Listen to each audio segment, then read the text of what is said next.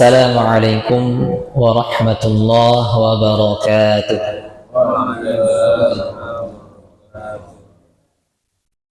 الحمد لله رب العالمين وبه نستعين على أمور الدنيا والدين والصلاة والسلام على أشرف الأنبياء والمرسلين وعلى آله وأصحابه ومن تبعه بإحسان إلى يوم الدين أما بعد. Bapak Ibu kaum muslimin dan muslimat jamaah salat subuh yang dirahmati Allah Subhanahu wa taala.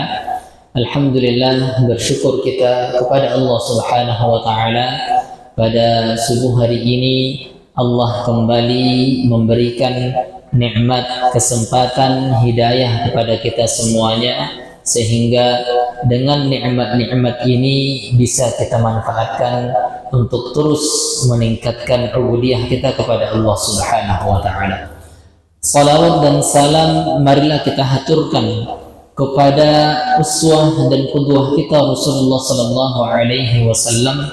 Allahumma salli ala sayyidina Muhammad wa ala ali sayyidina Muhammad. Salamullahi alaika ya Rasulullah. Bapak Ibu kaum muslimin dan muslimat yang dirahmati Allah Subhanahu wa taala, kita lanjutkan kajian kita pada pertemuan sebelumnya terkait dengan kitabuz zakah atau kitab zakat. Sebelumnya kita sudah menjelaskan tentang pengertian zakat, kemudian dalil yang mensyariatkan zakat, dan juga hikmah kenapa Allah mewajibkan bagi kita untuk berzakat. Maka pada kesempatan kali ini akan kita lanjutkan, yaitu terkait dengan syarat wajib zakat. Sebagaimana kita ketahui bahwasanya zakat hukumnya adalah wajib. Dia termasuk dari rukun Islam. Maka otomatis kewajiban ini pun baru menjadi wajib dilakukan ketika memenuhi syarat. Ketika terpenuhinya syarat, sehingga kemudian ibadah ini baru wajib dilakukan. Karena kewajiban ini tidak bersifat untuk seluruhnya, tidak bersifat untuk semua umat Islam, tetapi kemudian ada ketentuan-ketentuan yang harus terpenuhi baru kemudian zakat menjadi wajib. Yang pertama adalah syarat wajibnya adalah merdeka. Ya, merdeka ini berarti bukan budak. Ini sesuatu yang di zaman kita sekarang ini sudah tidak ada lagi.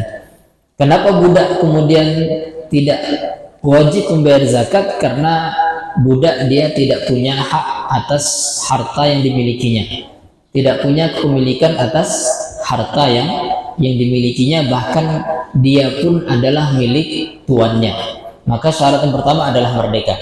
Kalau ini kita terpenuhi semuanya. Yang kedua syaratnya adalah Islam, harus beragama Islam, ya, seorang muslim. Dalam artian kalau orang kafir non muslim, maka tidak ada kewajiban zakat bagi mereka. Tidak ada kewajiban zakat bagi mereka dikarenakan tidak terikatnya dengan aturan Islam.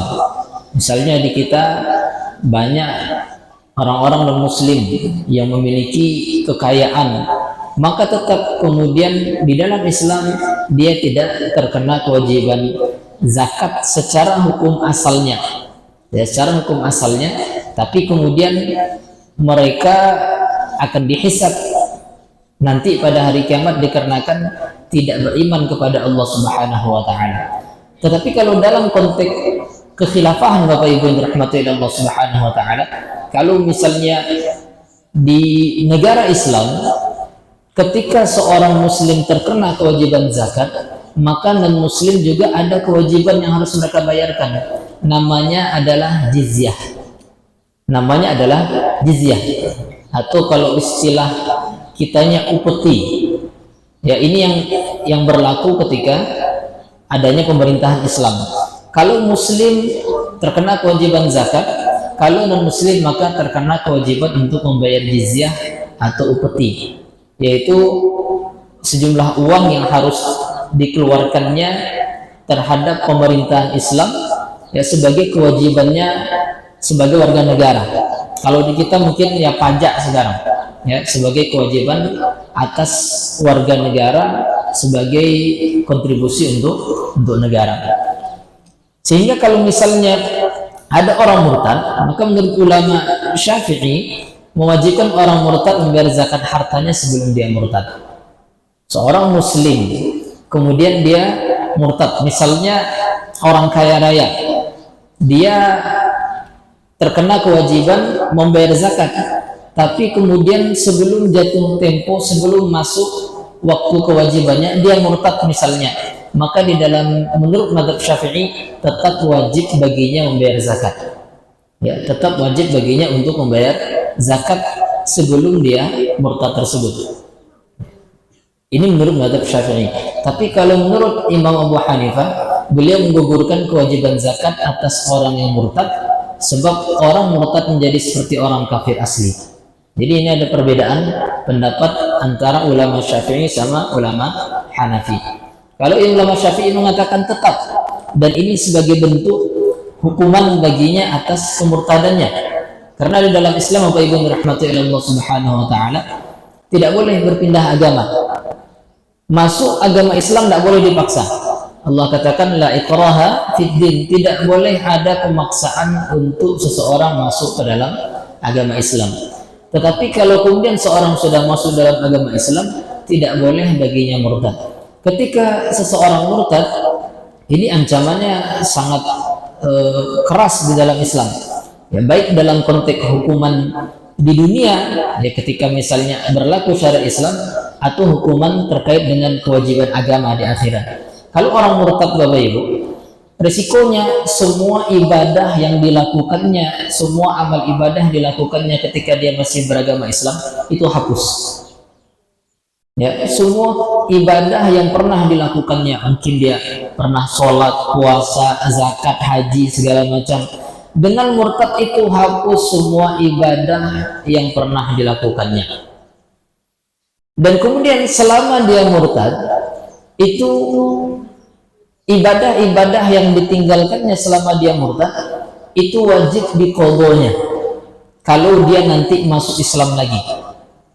Kalau dia nanti masuk Islam lagi, ini sebagai bentuk hukuman bagi orang yang murtad. Padahal kemudian apa? Dia sudah tidak beragama Islam lagi, tapi wajib. Nah ini mazhab Syafi'i mengatakan tadi wajib dia tetap untuk membayarkan zakatnya ketika dia murtad itu masih termasuk orang yang terkena kewajiban zakat. Beda kalau orang non-muslim yang dia baru masuk Islam, kebalikannya. Kalau muslim yang baru masuk Islam, semua dosa yang dilakukannya sebelum beragama Islam dihapuskan. Semua pahala ketaatan yang dilakukannya ketika belum beragama Islam ditulis, dan kewajiban atasnya sebelum memeluk agama Islam itu tidak diminta, atau dalam artian tidak perlu dia mengqadha salatnya, tidak perlu mengqadha puasanya, tidak perlu mengeluarkan zakat sebelum dia beragama Islam. Ini yang kedua, Bapak Ibu, syaratnya adalah harus beragama Islam. Syarat yang ketiga, dan ini termasuk hal yang ulama berbeda pendapat, yaitu balik dan berakal. Ya, balik dan berakal. Nah, ini adalah syarat menurut Hanafiyah. Maka menurut Imam Abu Hanifah tidak ada kewajiban zakat atas anak kecil dan orang gila pada harta mereka, sebab mereka tidak dikhitabi untuk melaksanakan ibadah seperti sholat dan puasa. Balik dan berakal ini memang menjadi syarat untuk kewajiban ibadah-ibadah yang lain, ya seperti misalnya sholat, puasa, kemudian haji misalnya. Kalau ada orang yang belum balik, anak kecil belum balik, dia sholat, maka ibadah sholatnya belum dihitung pahala buat dia, ya belum dihitung pahala buat dia. Atau kemudian dia belum terkena kewajiban untuk melaksanakan sholat, untuk melaksanakan puasa, atau bahkan misalnya ibadah haji, misalnya ada anak kecil dibawa oleh orang tuanya haji, belum balik dia, ya umur 2 bulan haji misalnya, atau mungkin udah agak besar mungkin haji umur 2 tahun 3 tahun, itu tetap tidak dihitung sebagai penggugur kewajiban hajinya. Karena tadi belum mukallaf, ya belum mukallaf. Kayaknya kalau kita dari Indonesia berangkat haji bawa anak kayaknya tidak akan diizinkan karena ngurangi jatah orang jadinya. Tapi biasanya mereka tinggal di sana. Ya orang-orang yang tinggal di sana, yang mungkin tinggal di Mekah, di Madinah atau dekat dari situ mungkin. Kadang ada dia ibadah haji bawa anaknya, maka tetap ibadah haji anaknya itu tidak menggugurkan kewajibannya. Nanti kalau dia sudah balik kaya, dia tetap wajib menunaikan ibadah haji. Karena tadi dia belum mukhatab, belum diperintahkan, belum terkena kewajiban. Maka dalam mazhab Abu Hanifah mereka mengatakan syarat ini juga berlaku pada zakat. Jadi kalau ada anak kecil kaya, mungkin ada anak kecil kaya raya Bapak Ibu, ya mungkin saja misalnya orang tuanya kaya raya kemudian meninggal, dapat dia harta warisan, dia umur masih 5 tahun 6 tahun tapi memiliki kekayaan miliaran misalnya. Itu mungkin apalagi zaman sekarang ya, dengan seorang bisanya membuat konten-konten tahapa gitu kan, itu kan kadang kalau yang sudah cukup ini lumayan juga penghasilannya, dan itu ada juga anak-anak yang seperti itu ya. Maka dalam mazhab Imam Abu Hanifah dia tidak wajib membayarkan zakatnya ya. Anak kecil berarti belum balik, atau orang gila berarti tidak berakal. Tapi dalam mazhab jumhur, berarti mazhab Imam Malik, Imam Syafi'i dan Imam Hambali, Ahmad bin Hanbal, balik dan berakal tidak menjadi syarat kewajiban zakat.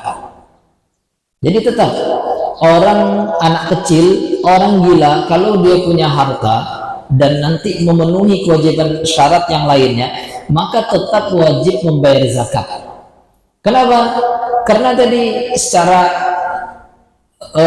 perbedaannya, kalau ibadah-ibadah yang lain itu terkait dengan pribadinya, sholat terkait dengan pribadinya, puasa terkait dengan pribadinya. Tapi kalau zakat kan ini terkait dengan hartanya. Ya tidak peduli mau dia kecil besar, hartanya itu kan bermanfaat buat orang lain, hartanya bermanfaat buat fakir miskin. Jadi kenapa tidak disyaratkan balik dan berakal pada kewajiban zakat? Karena konteks zakat itu adalah hartanya yang akan dimanfaatkan oleh orang berhak menerimanya, dan ini dikuatkan dengan dalil ya, disebutkan dalil Rasulullah SAW mengatakan, barang siapa menguasai atau menjadi wali anak yatim yang mempunyai harta, maka hendaklah dia memperdagangkan untuk anak tersebut dan tidak membiarkannya sehingga dimakan oleh sedekah. Rasulullah, kalau ada orang dia memiliki harta anak yatim, dalam artian dia yang menjaga harta anak yatim tersebut, maka sebaiknya kata Rasulullah itu diputar ya, agar tidak habis begitu saja. Bahkan Rasulullah mengatakan biar tidak habis dimakan oleh sedekah. Ini menandakan apa? Bosnya ada kewajiban zakat bagi dia. Jangan sampai harta itu berkurang-kurang terus hanya untuk sekedar membayarkan kewajiban zakatnya. Sehingga tadi maupun anak kecil, orang yang belum balik, orang yang tidak berakal, kalau dia memiliki harta maka tetap terkena kewajiban zakat. Karena Rasulullah tadi mengatakan, menganjurkan untuk diperdagangkan ya. Dan orang yang mengelola harta anak yatim Bapak Ibu ya, harta anak yatim, maka dia boleh kemudian mengelolanya ya, mengelolanya kemudian membisniskannya, dalam artian dijadikan mungkin untuk modal usaha misalnya, diputarnya ya, maka itu diperbolehkan, dan dia boleh mengambil keuntungan dari itu sebagai upah atas pekerjaannya ya, sebagai upah atas pekerjaannya. Tapi tadi Allah menyebutkan dalam Al-Quran, faman kana ghaniyan falyasta'fif wa man kana faqiran falyakul bil ma'ruf. Kalau dia orang kaya, dia sudah kaya raya, maka hendaknya falyasta'fif, jangan pula masih mengambil ya. Apalagi kalau ternyata dia hanya sekedar menjaganya saja. Mungkin kalau tadi diputarnya dalam bentuk bisnis, dia boleh mengambil sebagai upah ya. Misalnya ada anak kecil punya harta, dia kemudian dijadikannya lah ini untuk modal, nanti bagi hasil 50% keuntungan sebagai pemodal, 50% keuntungan buat yang mengelola. Itu boleh-boleh saja. Tapi kalau kemudian dia hanya dititipkan menjaga saja, tidak ada diputarnya, maka kalau dia orang kaya sebaiknya jangan mengambil. Ya tidak boleh kemudian dia ikut memakan juga. Tapi kalau orang fakir, maka boleh dia ikut memakan tapi bil ma'ruf. Contoh misalnya sama-sama makan misalnya, ya maka itu diperbolehkan. Dia ikut juga makan dari harta anak yatim tersebut, maka diperbolehkan. Ini yang ketiga Bapak Ibu. Jadi syaratnya adalah balik dan berakal menurut Imam Abu Hanifah, tapi menurut jumhur tidak. Sehingga lebih kuat pendapat jumhur bahwasanya balik dan berakal tidak menjadi syarat wajibnya zakat. Kemudian yang keempat Bapak Ibu dirahmati oleh Allah Subhanahu wa taala, kondisi harta adalah termasuk yang wajib dizakatkan. Nah, di awal kita sudah menjelaskan bahwasannya tidak semua harta terkena kewajiban zakat. Ya, tidak semua harta terkena kewajiban zakat. Ini di awal saya katakan bahwasanya ya, aturan zakat sempurna dan jauh lebih adil daripada aturan pajak. Jadi sekali lagi Bapak Ibu, jangan dipahami kemudian kita tidak perlu bayar pajak. Tidak, bayar pajak kewajiban kita sebagai warga negara. Ya, tapi tadi aturan zakat ini sempurna karena aturan dibuat oleh Allah Subhanahu wa taala. Sehingga apa? Tidak semua harta terkena kewajiban zakat. Hanya harta-harta yang dia berkembang saja. Hanya harta-harta produktif. Harta-harta yang tidak berkembang maka tidak ada kewajiban zakat. Di sini disebutkan misalnya seperti emas dan perak dan yang berstatus dengan keduanya yaitu uang. Emas, perak, uang itu kan sesuatu yang dia bisa diputar, bisa berkembang. Kemudian barang tambang kalau misalnya seseorang mendapatkan penghasilan dari barang tambang kan sekarang luar biasa Bapak Ibu. Kekayaan dari barang tambang di Indonesia, entah itu misalnya batu bara, entah kemudian nikel, entah macam-macam, termasuk minyak juga. Ya, termasuk minyak bumi itu juga barang tambang dan itu termasuk yang terkena kewajiban zakat, ya. Atau kemudian barang temuan di sini maksudnya orang yang menemukan harta, tetapi harta ini tak bertuan, bukan barang temuan harta bertuan. Jadi nanti ada istilah luqotoh, ada istilah rikaz. Kalau luqotoh itu kita menemukan uang, menemukan harta di tempat yang itu dilalui oleh banyak orang. Dalam artian itu memang bertuan. Itu nggak terkena kewajiban zakat, itu pun tidak boleh diambil, harus diumumkan, dikembalikan. Jadi Bapak Ibu misalnya lewat jalan sini nemu kresek isinya uang 100 juta misalnya gitu kan, maka apa? Wah, rezeki nomplok nih, tidak boleh, itu punya orang, harus apa? Dikembalikan, diumumkan, dikembalikan kepada orang yang memilikinya, ya. Tapi kalau yang disebut dengan barang temuan di sini rikaz, itu misalnya Bapak Ibu pergi ke tengah hutan, ya hutan belantara, yang memang hutan itu tidak pernah dilalui oleh orang lain.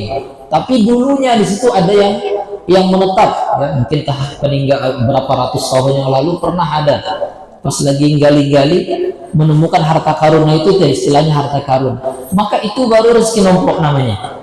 Ya, tapi dengan syarat nanti itu bukan punya peninggalan umat Islam, ya bukan peninggalan umat Islam. Misalnya ternyata peninggalan kerajaan non Muslim sebelumnya, ya atau peninggalan yang lain lah misalnya, maka itu namanya rikas dan itu boleh diambil.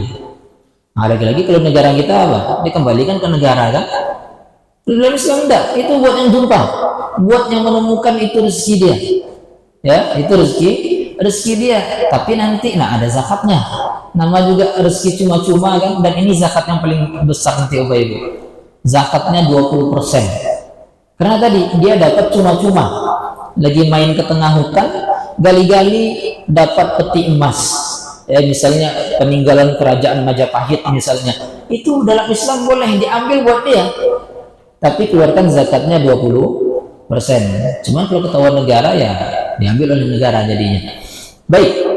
Kemudian berikutnya barang dagang. Ini kalau orang berbisnis, ya orang berbisnis, maka bisnis yang dilakukannya tersebut ketika kemudian nanti memenuhi nisab, ada batas minimal harta, maka wajib baginya untuk mengeluarkan zakatnya. Kemudian tanaman, ya, buah-buahan pertanian, misalnya hewan ternak, ya, hewan ternak yang dilepas menurut mayoritas ulama. Demikian juga hewan ternak yang diberi makan di kandang. Nanti terkait hewan ternak ini ada perbedaan pendapat ulama. Hewan ternak seperti apa yang dia wajib membayarkan zakatnya. Maka tadi kondisi harta tersebut disyaratkan berkembang. Jadi kalau ada orang misalnya dia punya rumah mewah, dia punya kendaraan mewah, ya harganya mungkin sudah miliaran, misalnya rumahnya miliaran, kendaraannya miliaran, dan itu untuk pemakaian pribadi, maka tidak ada zakatnya dalam Islam. Tidak ada zakatnya di dalam Islam. Kenapa? Karena tidak berkembang.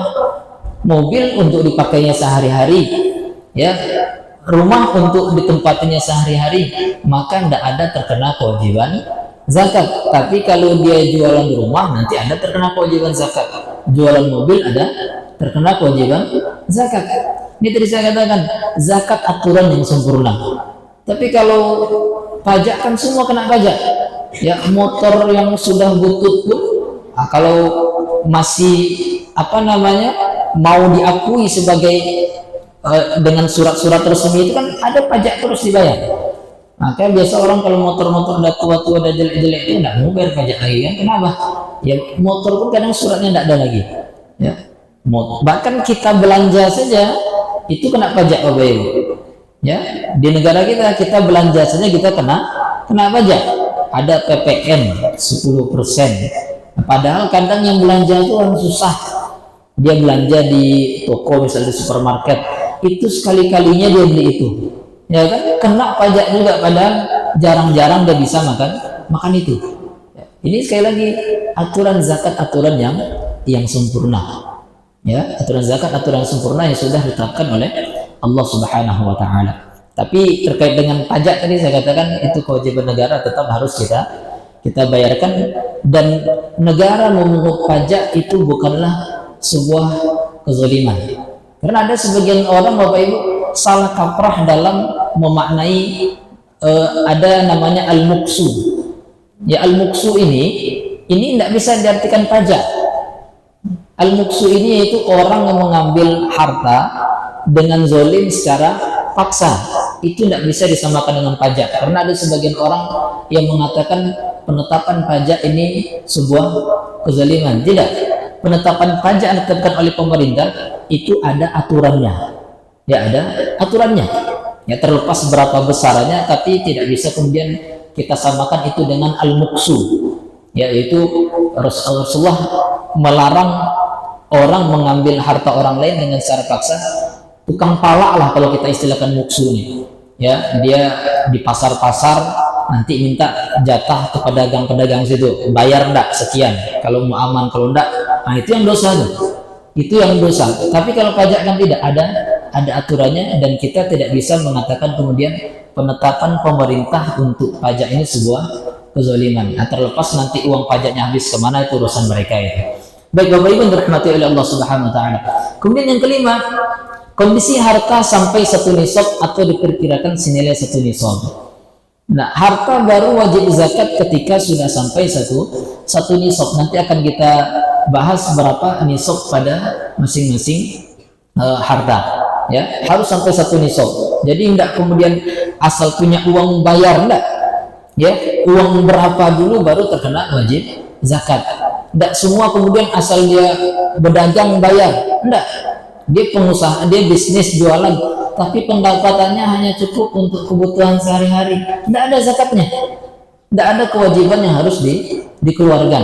Ya, dia petani misalnya, pendapatannya dari pertanian hanya sedikit misalnya, maka tidak ada kewajiban zakatnya. Jadi harus sesuai dengan nisabnya dulu, baru kemudian wajib. Dan nanti Bapak Ibu, nisabnya itu banyak. Jadi memang zakat ini hanya untuk orang kaya.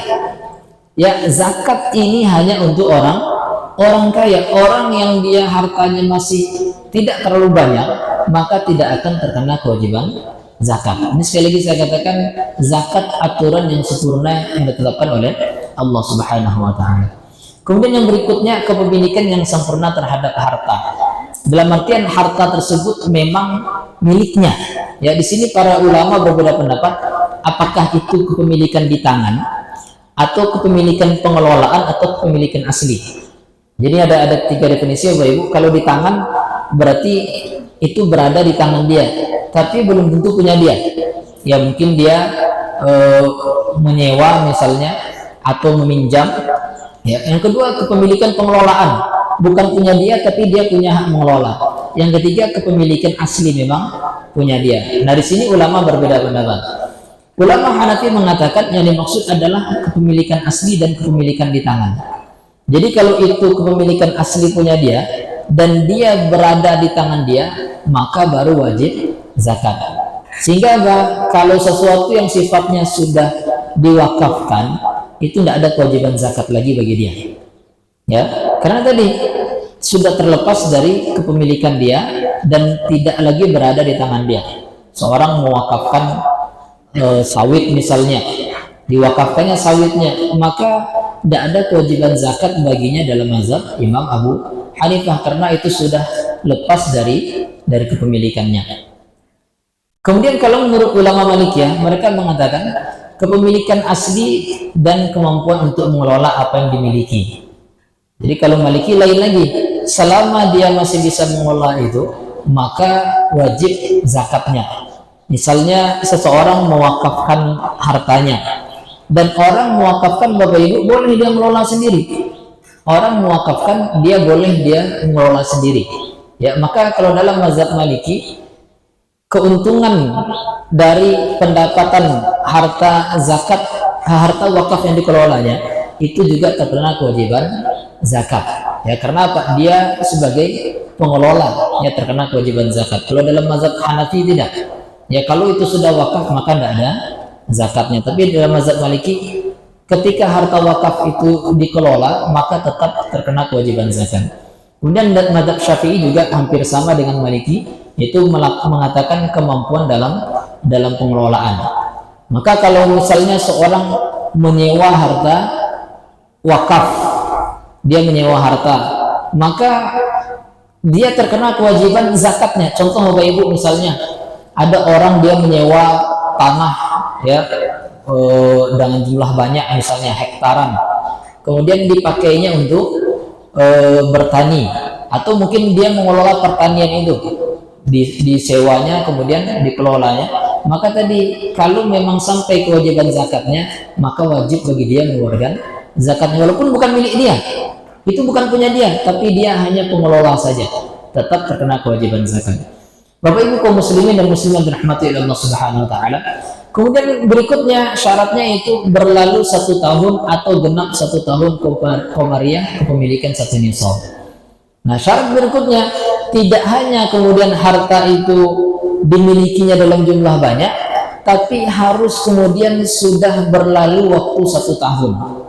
Ya, ini untuk harta-harta yang nanti berlaku nisab 1 tahun. Jadi memang kenapa Islam mewajibkan ini Bapak Ibu? Untuk memastikan orang ini kaya permanen. Untuk memastikan orang ini kaya permanen. Contoh misalnya ada orang punya uang 1 miliar. Itu sudah sampai nisab kira-kira berapa Bapak Ibu? 1 miliar sudah. Karena nanti nisabnya kalau untuk uang itu 85 gram emas. Kalau kita anggaplah satu emas itu maksud saya 1 gram itu 1 juta misalnya, maka paling tidak ada uang 85 juta itu sudah terkena nisab, sudah terkena kewajiban zakat. Tapi apa? Harus dipastikan kepemilikan ini berlangsung selama setahun. Ya, tadi saya contohkan dia punya uang 1 miliar. Itu banyak itu. Tapi ternyata langsung habis sama dia. Kenapa? Dibangunnya rumah misalnya. Ya kan, dibangun rumah, habis buat bangun rumah, dia mau bangun rumah agak bagus sedikit, habis bangun rumah 500 juta. Ya, kemudian apa? Dibelinya kendaraan yang agak bagus juga, dibelinya habis 300 juta. Tinggal 200 juta lagi, 200 juta kemudian pergi dia umroh sekeluarga. Habis uangnya, maka tidak jadi bayar zakat, tidak ada kewajiban zakat. Kenapa? Karena harta yang didapatkannya tadi tidak bertahan sampai setahun. Ini sekali lagi memang aturan zakat aturan yang sempurna. Jadi tidak kemudian mentang-mentang orang punya uang banyak apa bayar zakat, belum tentu, karena bisa jadi harta itu tidak permanen sama dia. Ya, harta itu tidak permanen sama dia, berarti apa? Dia belum kaya permanen, hanya uang singgah, hanya uang singgah saja. Jadi Islam baru mewajibkan zakat kalau itu permanen, memang disimpan lama sama dia. Ya, dalilnya ada hadis Rasulullah SAW mengatakan tidak ada kewajiban zakat pada harta sampai genap 1 tahun. Jadi sudah setahun harta itu disimpannya, barulah kemudian wajib bayar zakat. Ya, di sini dijelaskan oleh para ulama. Kalau ulama Hanafi mengatakan kondisi satu nisab itu disyaratkan sempurna di kedua ujung tahun, awal dan akhir, baik di tengah-tengahnya masih sempurna atau tidak. Jadi kalau mazhab Imam Abu Hanifah mengatakan yang penting di awal dan di akhir tetap dalam nisabnya, maka wajib bayar zakat. Contoh seperti ini Bapak Ibu, misalnya tadi saya contohkan, dia dapat uang 1 miliar tadi, maka langsung ketika dia dapat uang atau punya uang 1 miliar itu, maka apa? Perpunya itu dihitung, dan bulan Komariah hitungnya adalah bulan Komariah, yaitu bulan Hijriah, maksud saya tahun Hijriah, ya, Muharram, Safar, Rabiul Awal, seperti itu, bukan bulan Masehi, Januari, Februari, tidak, bulan Komariah. Dan nanti pembayaran zakat pun tidak harus di bulan Ramadan. Ini kadang sebagian orang zakat baru ditunggu bulan Ramadan, itu zakat fitrah Bapak Ibu. Yang dibayarkan di bulan Ramadan itu zakat fitrah. Zakat mal kapan? Sesuai 1 tahunnya. Ternyata dia awalnya di bulan Muharram dia dapat uang 1 miliar tadi, ya, punya uang yang seharga nisab tadi di bulan Muharram, maka bayar zakat nanti bulan Muharram tahun berikutnya. Jangan kemudian pas Ramadan belum setahun kan, belum setahun lagi baru bayar Ramadan berikutnya, itu enggak. Jadi bayarnya adalah ketika genap satu tahun Komariah, bukan kemudian tadi pas di bulan Ramadan. Yang di Ramadan hanya zakat fitrah saja, zakat mal enggak. Ya, karena kalau zakat mal cuma sekali setahun juga, kadang pendapatan orang tidak pas dengan Ramadan. Nah, kembali tadi, misalnya 1 Ramadan dia punya uang 1 miliar, maka apa? 1 Muharram maksud saya, kemudian setelah tadi dibelanjakannya ke ini segala macam, berarti kan kurang dari nisab misalnya. Tapi ternyata nanti di akhir tahun, di akhir bulan Zulhijjah, pas masuk Muharram sampai lagi ke nisab, maka wajib bayar zakat. Kan nisabnya tadi 85 juta Bapak Ibu, kalau kita umpamakan tadi uang 1 miliar kepake sampai misalnya tinggal 50 juta, itu kan sudah kurang dari nisab. Kemudian dapat lagi dia uang, ya, nambah lagi jadi 200 juta misalnya, kepake lagi, kurang lagi, sampai pas akhir tahun, ya, kan tadi Muharram, kita awalkan Muharram dari akhir tahun di bulan Zulhijjah, pas masuk Muharram uangnya ada 100 juta, maka apa? Dia wajib bayar zakat, tapi dari yang hitungan akhir tadi, dari 100 jutanya, bukan di awal 1 M tadi, ya, bukan di awal 1 miliar tadi, tidak. Karena kalau di awal 1 miliar tadi, uangnya tidak ada lagi, masa ditagih dari yang sudah tidak ada, maka dari yang berapa yang dia punya. Ya, ternyata setelah 1 tahun uangnya berkurang, bertambah, bahkan sampai kurang dari nisab. Selama di akhir tahun sampai di nisabnya, maka wajib baginya bayar zakat dan dikeluarkan sebanyak hitungan akhir tadi, ya, sebanyak total di akhir uang dimilikinya. Ini dalam mazhab Imam Abu Hanifah. Kemudian genap nisab adalah syarat untuk zakat selain tanaman. Nah, zakat selain tanaman itu berlaku nisab, tapi kalau zakat tanaman dan buah-buahan itu dia tidak pakai nisab. Nah, maksudnya nisabnya, mohon maaf, dia tidak menunggu 1 tahun, ya, nisab sama, semua berlaku nisab. Tapi kalau zakat pertanian, dia tidak nunggu setahun, tapi setiap panen. Jadi itu bedanya Bapak Ibu. Kalau orang misalnya dia bertani cabai misalnya, ya, dia bertani apa, mungkinnya sawit juga misalnya, maka tidak nunggu setahun, tapi setiap panen, ya, setiap panen Jadi dibedakan. Kalau zakat perdagangan misalnya, hewan ternak misalnya, zakat emas dan perak misalnya, maka itu zakatnya dikeluarkan sekali 1 tahun. Tapi kalau pertanian zakatnya dikeluarkan setiap dia panen. Setiap dia panen. Tapi tadi harus sesuai dengan nisabnya. Jangan yang cuma panen 10 kilo, panen kemudian 100 kilo. 100 kilo itu belum banyak Bapak Ibu. Belum banyak lagi 100 kilo kalau untuk ukuran zakat. Karena nanti nisabnya sampai kurang lebih 700 kilo. Ya, 700 kilo baru wajib bayar zakat. Jadi walaupun kemudian syaratnya setiap panen bayar, itu kalau panen besar. Jadi kalau orang sawit Bapak Ibu itu pasti bayar zakat tuh. Ya, karena kan orang sekali panen sawit kan 1 ton, 2 ton. Ya, kalau yang sudah besar ya. Tapi kalau panen sawit cuma 100 kilo, 200 kilo belum bayar zakat lagi. Nah ini tadi, kalau untuk zakat pertanian itu bayarnya setiap dia panen. Setiap dia panen baru kemudian dia wajib bayar zakat. Nanti akan kita bahas sesuai dengan penjelasan masing-masing nanti. Nah, Bapak Ibu dirahmati Allah Subhanahu wa taala. Nah, tapi apa? Dimakruhkan dan bahkan diharamkan. Ada yang mengatakan haram. Jika seseorang menghilangkan kepemilikannya terhadap barang wajib zakat dengan tujuan menghilangkan kewajiban zakat. Jadi sengaja dia punya uang tadi, pas di akhir sengaja dihabiskannya dengan tujuan agar tidak bayar zakat, ini tidak boleh. Ya, tapi beda kalau memang itu kebutuhan. Ya, bukan memang dihabiskannya kebutuhan, ya tiba-tiba dia ingin beli ini, ingin beli itu, ada kebutuhan lain, boleh. Tapi misalnya ini udah mau akhir tahun, bulan besok dia wajib bayar zakat. Sengaja kemudian uangnya dihabiskannya semua agar tidak jadi bayar zakat, itu tidak boleh. Ya, kalau disengaja. Karena apa? Ini sama dengan melarikan diri dari ibadah. Ya, padahal Bapak Ibu, sekali lagi kalau kita lihat ternyata zakatnya Allah minta cuman sedikit dibanding pajak, banyak pajak lagi Bapak Ibu.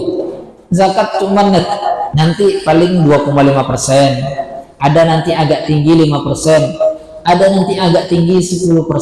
Nah itulah yang paling tinggi, kecuali tadi yang barang tumbuhan tadi. Ya, jadi Allah tidak minta banyak, 2,5, ada nanti 5%, ada nanti 10%. Nah maka kalau ada orang sengaja dia, ya kan, pas sudah akhir dihilangkannya hartanya, maka apa? Tetap bagi dia sebagai hukuman tetap wajib zakat dan itu makruh baginya.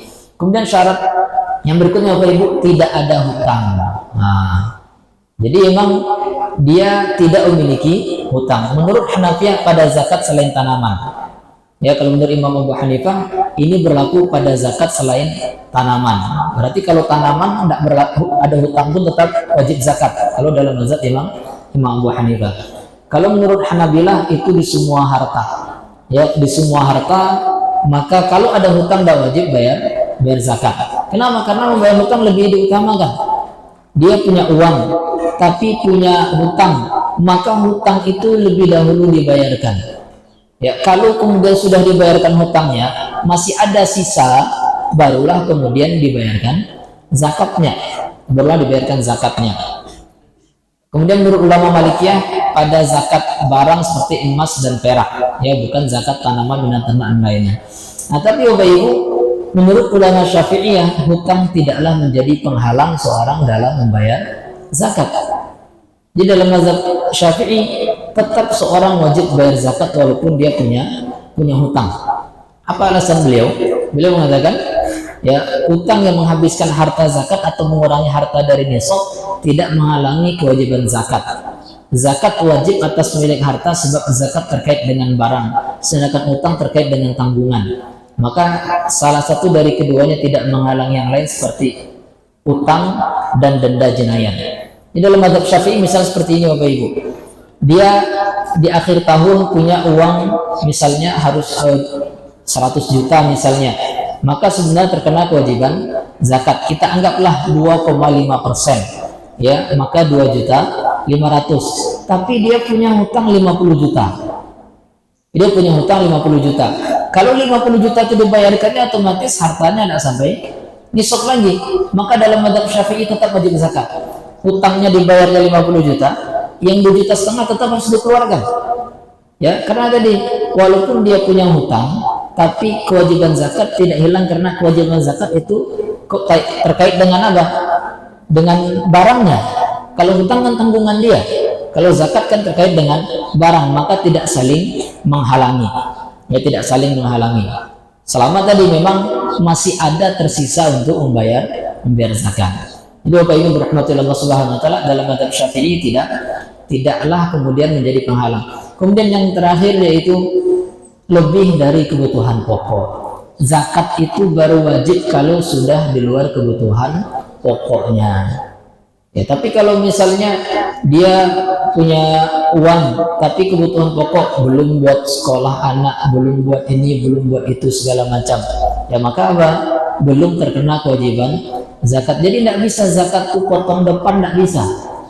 Ini Allah alam ya, kalau di apa namanya di PNS Bapak Ibu ya, potong atas. Ya, sebenarnya masih diperdebatkan. Ya, masih diperdebatkan. Dipotongnya di depan. Ya, Allah alam kalau di kita kemudian ditetapkan seperti itu, sebenarnya itu masih apa namanya, ada yang mengatakan tidak bisa seperti itu. Kalau potong depan ternyata misalnya dia dapat gaji, anggaplah gaji 10 juta per bulan, ya dikalikan setahun jadi 120 juta, sebab sudah lebih nih, sudah lebih dari nisab, tapi ternyata 10 juta per bulan itu sama dia habis setiap bulannya, belum buat ini buat itu segala macam, maka tidak bisa potong depan. Nanti di belakang kalau sisa baru bayar. Tidak bisa kemudian langsung tiap bulan gaji dipotong, tiap bulan gajinya dipotong dengan alasan kalau ditotalkan sudah sampai nisab, padahal belum dikeluarkan kebutuhan pokoknya. Ya, saya termasuk yang tidak sependapat dengan yang apa pemotongan di atas itu, tapi terlepas dari itu, kalau itu sudah kebijakannya sudahlah.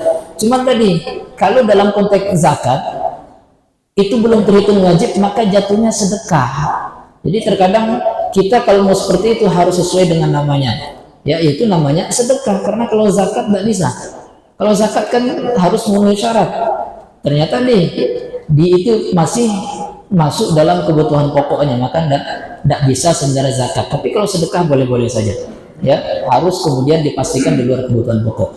Bapak Ibu kaum muslimin dan muslimat dirahmati oleh Allah Subhanahu wa taala, ya mungkin ini penjelasan kita pada kesempatan subuh yang berbahagia ini, mudah-mudahan bermanfaat. Sebelum saya tutup, kalau ada pertanyaan, silakan Ibu. Waalaikumsalam warahmatullahi wabarakatuh.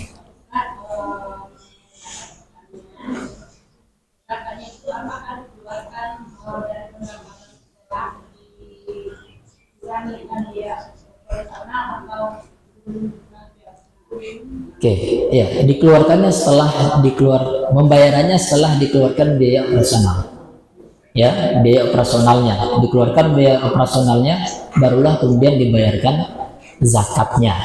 Ya, misalnya seperti ini, ibu nanam apa ya, cabai lah misalnya, ya misalnya gitu kan, sekali panen 1 ton, ya sekali panen satu ton, misalnya dari 1 ton itu untuk upah, ya upahnya kan itu kan kita panen untuk dijual kan, misalnya untuk upahnya itu ternyata terpakailah habis meternya ya.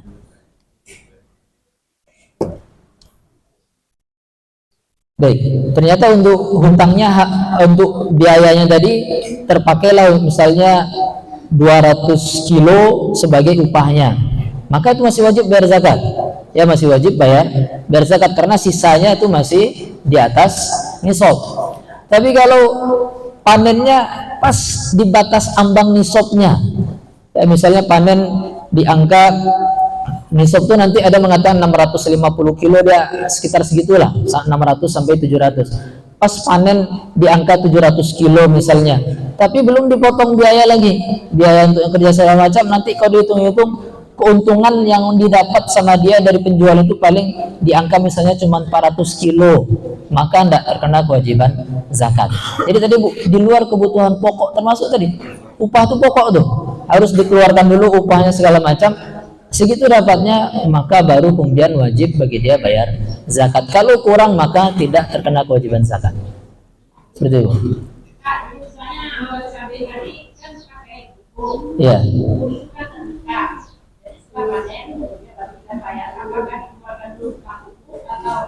Betul, sama. Ya, misal tadi pupuknya kan, pupuknya segala macam itu terutang, keluarkan dulu ya hutang untuk pupuk tersebut. Ya, maka nanti untuk zakat pertanian ini Bu, dia beda nanti. Ada 10%, ada yang 5%. Kalau yang dia kita pakai modal ya, maka zakatnya cuma 5% saja. Ya, kalau nanti yang dia pakai modal pupuk, modal nyiram segala macam, maka zakatnya 5%. Tapi tadi setelah dikeluarkan kebutuhan pokoknya atau kewajibannya setelah dikeluarkan. Baik, seperti itu Ibu. Ada yang lain Bapak Ibu? Oke, mungkin cukup ya. Baik, ya mudah-mudahan ini bermanfaat buat kita semuanya. Nanti akan kita bahas satu persatu sesuai dengan jenis barangnya. Bagaimana ketentuan zakat emas dan perak, bagaimana ketentuan zakat hewan ternak, zakat pertanian, zakat perdagangan. Ya, kemudian yang terakhir nanti otomatis siapa yang berhak untuk menerima zakat ini. Baik Bapak Ibu kaum muslimin dan muslimat rahmati Allah Subhanahu wa taala, ini yang bisa kita kaji pada kesempatan subuh yang berbahagia ini.